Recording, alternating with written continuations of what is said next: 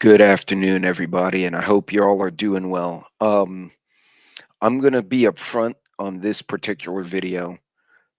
I'm not going to be my normal self because this pissed me off. I will likely be cursing a lot by the end of this video. So, for those of you who do not want to hear that, but when you hear the subject matter, trust me, you will be pissed off as well.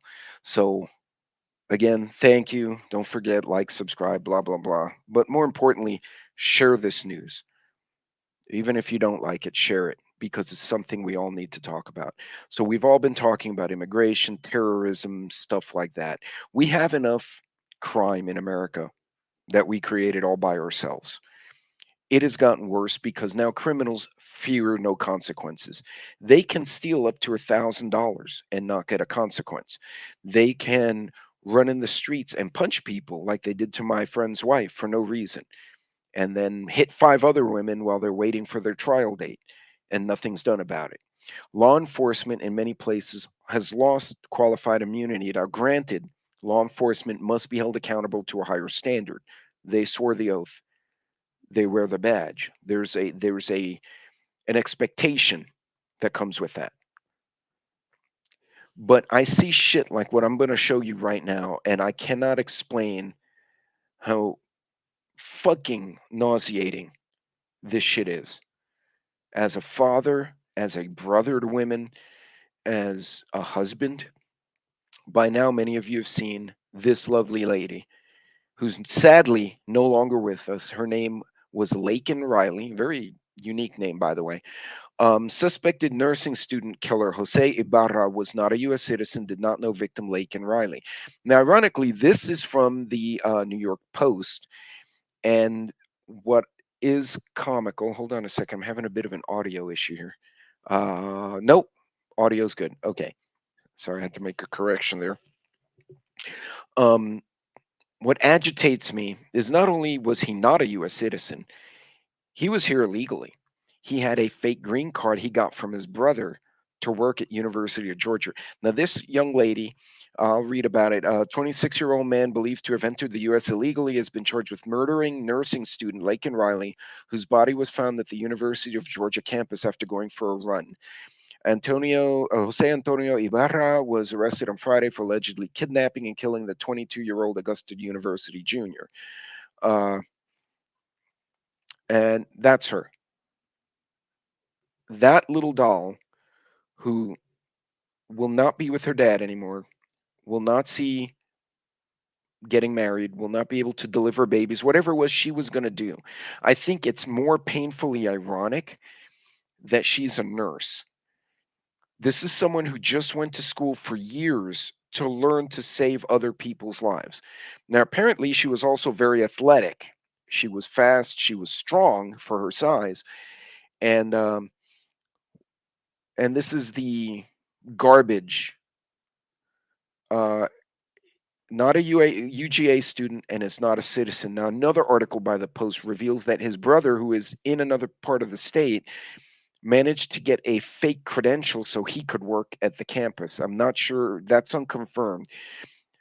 He and Riley had no prior relationship, so it wasn't like they dated. He knew her, he was stalking her. He did not know her at all. I think this is a crime of opportunity where he saw an individual and bad things happen. I'm going to play the audio for you. Let me get this played here, and let me make my little dude smaller so you guys can see.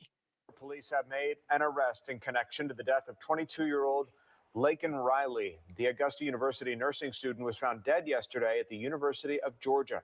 Good evening. Thanks so much for joining us for Fox 5 News at 6. I'm Tom Haynes in for Russ Spencer. I'm Courtney Bryant. Authorities say Riley's body was found after she didn't return from a run near the intramural fields. Tonight, we bring you team coverage, including a closer look at the victim's life. We begin with Fox 5's Kim Luffler near the UGA campus. And Kim, we just learned about that arrest within the last hour. What details can you give us tonight? Well, Athens Clark County Police have had their mobile command center set up here at the Cielo at Azulik Apartments, right off of Millage Avenue, all throughout the day. Now, around 1 o'clock today, we learned from UGA officials that they had a person of interest police were questioning. But as you mentioned, within the last hour, we've learned a suspect has been taken into custody. Police and GBI officials spent all day Friday searching near this apartment complex off of Millage Avenue in connection to the death of 22-year-old Lincoln Riley. Around noon Thursday, police say Riley's friend called them concerned after she didn't return from a run at the intramural fields near Lake Herrick. They found her body in that area soon after with visible injuries. According to UGA officials, Riley was enrolled at UGA through the spring semester of 2023 and then transferred to the Augusta University College of Nursing in Athens. She was a member of the Alpha Chi Omega sorority. Both campuses canceled classes Friday. Family members placed flowers by Lake Herrick Friday morning. They weren't ready to speak on camera, but it was clear to see how much they loved her. UGA students we spoke to were shaken up. It's tragic because it happened in my backyard. I jog in that park about every single day, so I don't feel safe. Students say this apartment complex isn't a spot where students typically live. This housing is just about for anybody. I don't know the residents very well. You can rest assured that the University of Georgia Police, in cooperation, well, you can all see, with Athens Clark County Police and the Georgia Bureau of Investigation, are continuing to work around the clock to resolve this crime and to bring anyone involved with it to justice. Now, we are still waiting to learn more about this suspect. We are expecting an update from investigators in about an hour. We'll be sure to bring you those updates as soon as we get them. Live this evening in Athens, Kim Loeffler, Fox 5 News. So happy to hear the police have made an arrest in the case.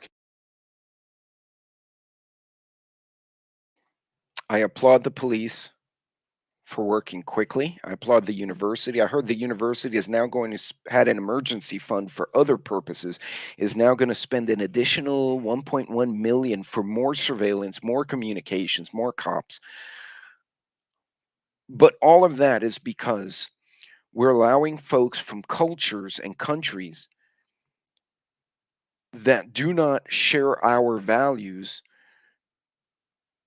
run amok. The college is supposed to be among the safest place, and granted, bad things happen everywhere. This is not the ghetto. This is not the barrio.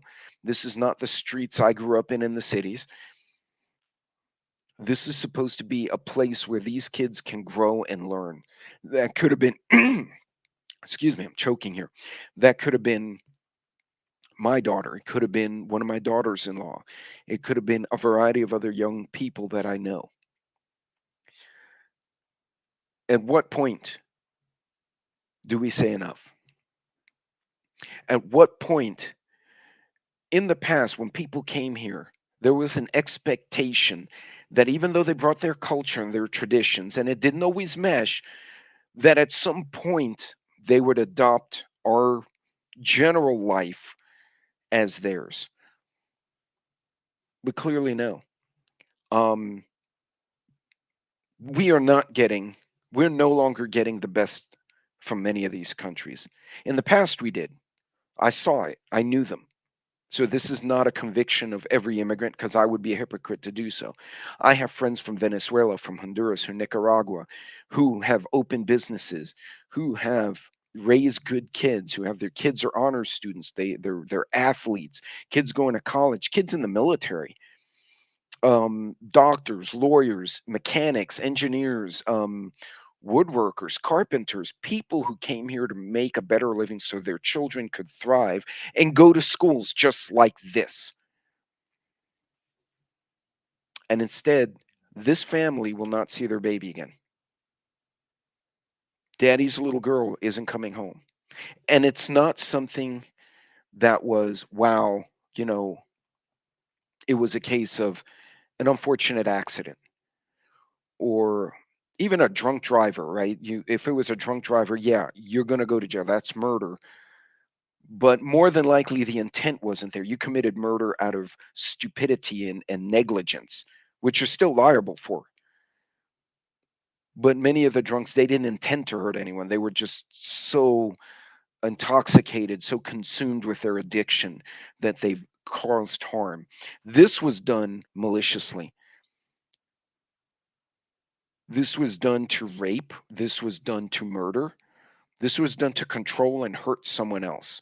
There was another headline that the Post has wisely taken down because it absolutely blew up the internet, where it said um, the girl was probably killed because the attacker, this illegal piece of garbage,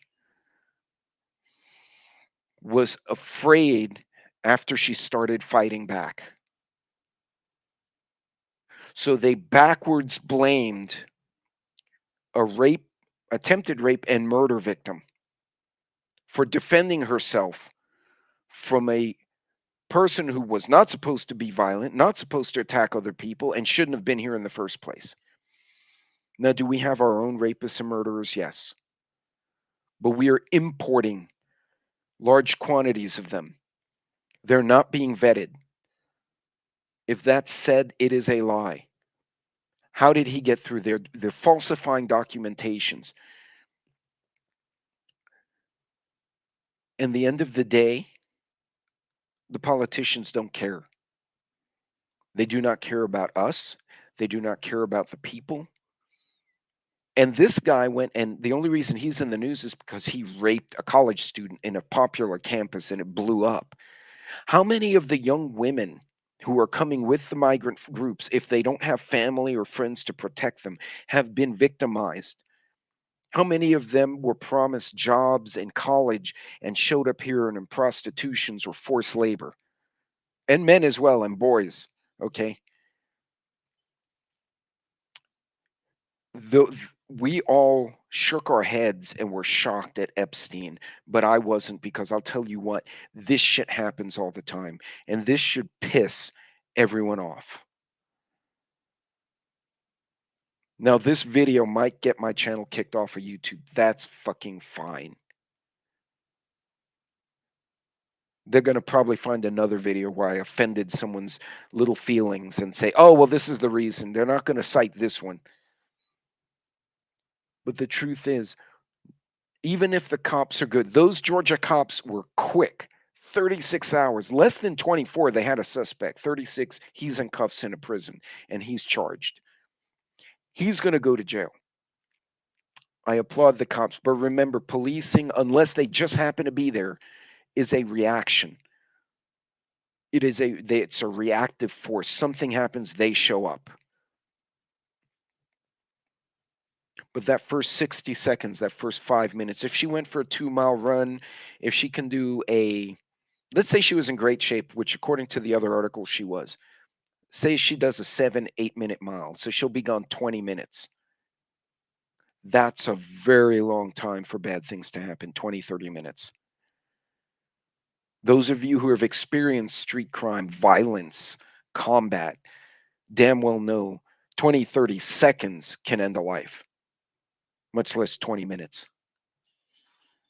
And they said she apparently fought back. She had skin under her nails, bloody knuckles. God rest her for what happened. I hope that son of a bitch never sees the light of day.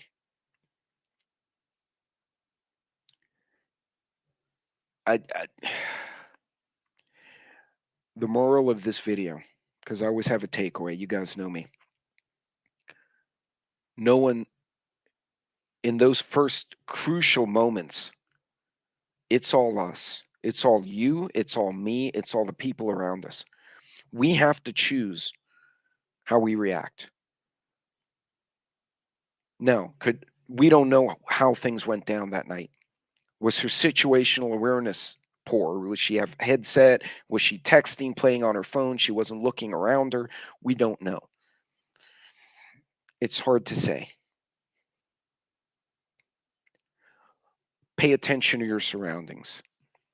When I run, even me, with my backpack and my chest rig, when I go out and do my long walks, I'm still concealed carrying. I have at least 30 rounds of ammunition and probably a switchblade on me. And I was a martial artist. I still try to maintain situational awareness. Even with those uh, ear pod things, I can set them to where I can hear ambient sound. I can hear footsteps. I wear a light on my chest, a light on my back, and one on my head so I can see what's around me in the dark. We need to upgrade our situational awareness. We need to be ready to protect that which we love. No, not everything comes to violence. Sometimes the threat of violence or the threat of commotion is sufficient, but this should not have happened. This should piss everyone off. And the fact that a newspaper reporter had the fucking audacity to say, oh, well, you know what? If she didn't fight back, he wouldn't have freaked out and killed her. That reporter should be fired for regurgitating what the defense attorney is going to try and pull off. Shame on that reporter. That's not journalism. In any case, I'll stop. I'll get off my soapbox, but this is bullshit. And every one of us should be pissed. But it's a lesson. As somebody once said, and we've said it over and over in our community, when seconds count, the police are minutes away. And it's the truth. So you have to decide now, today, as you're watching me, am I willing to go that length? Now, you may not be, and that's fine. But is your situational awareness up? Do you know how to avoid problems? Can you de-escalate? There are other tools in the toolbox besides, violence and bludgeoning and acting like a Viking. Lots of things have to happen before something like this occur. You didn't pay attention. You didn't have situational awareness. You didn't have other tools, pepper spray, knife, gun, fists. Maybe she just didn't see the guy. Um, but we also have to have situational awareness for others. If you see that guy keeps walking around the playground looking at your neighbor's kids, tell the parents, hey, did you notice that guy is walking around staring at your kids? Make them aware. We have to not only be situationally aware for ourselves, but for our communities. Because it's between the cracks that people like that exist. They sneak into our communities and do this horrendous shit. So ask yourself those questions. I didn't mean for this video to, well, no, I knew this video was going to get dark, but it is. This cannot be. And this only can happen when good folks not only don't do anything, we don't pay attention. We can't be radars on 24/7. I get it.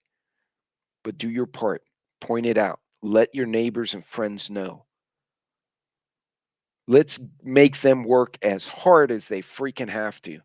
If they're going to steal a car or kidnap or mug or whatever it is they're going to do, let's make them work. Let's make the targets hard to get. Be the person, be the house, be the family, be the community where people like this, when they look, say, there will be consequences if I transgress with these people, because they're going to move on and look for someone where the risk is low. They risk assess. Criminals risk assess. They see little girls at the playground and they're like, oh, I'm going to grab a little girl. And they look and they see that uncle with the tattoos and the dog tags. They're not going to go to that little girl because that guy will give them a consequence and they know it. They see that mom with the pepper spray hanging off that purse. She's going to resist. She's going to make a commotion. They don't want her either. They see that young woman in a business suit walking out of an office and see that paddle holster under the blazer. She's gonna be a problem. We'll find the weakest in the herd. Strengthen your herd. Strengthen your communities. Don't let them in and watch for them because they do sneak in. They're like fucking roaches. In any case, folks, I'm done with my rant. Y'all be blessed. And y'all should be pissed right now. This is the fourth murder of an American girl. 2 white, 1 black, 1 Latina. This is not a racist thing. These sons of bitches have come in here. They are not being incentivized to adopt a community. They're not being incentivized to be part of the community. And what's sad, this may be 1% of the 100% that come in. But when you have a million people come in, or 100,000 come in, that's 1,000 of these pieces of garbage. That's a big number. That's a huge number. 1,000 bad guys can do a lot of damage. Ladies and gentlemen, I'm done. God bless. Godspeed. Radar's on. Watch your neighbors. Love you all. Be safe. And I'm going to take a minute because this one pissed me off. Y'all take care.